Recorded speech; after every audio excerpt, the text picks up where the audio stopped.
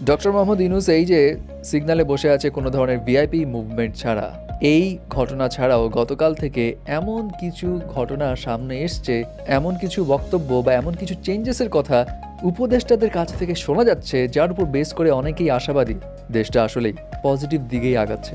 কি কি পরিবর্তন হচ্ছে আর কি কি কথা শোনা যাচ্ছে সেগুলোই আজকে আলোচনা করি। প্রথমে ডক্টর মোহাম্মদ ইউনূসের কাছে আসি।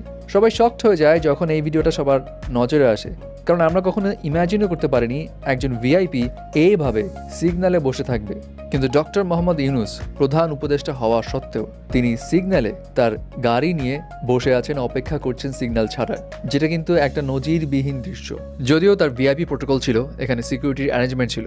এখন বাংলাদেশ প্রশাসনিক নিরাপত্তা প্রোটোকল বিধি অনুসারে রাষ্ট্রপতি ও প্রধানমন্ত্রী গাড়িবহর চলাচলের সময় সড়কের এক পাশ খালি করে চলাচলের কিন্তু নিয়ম রয়েছে। তাদের চলাচলের 15 মিনিট আগে থেকে নির্দিষ্ট সড়কটির এক পাশ ফাঁকা করে সেখানে জনসাধারণের চলাচল বন্ধ করে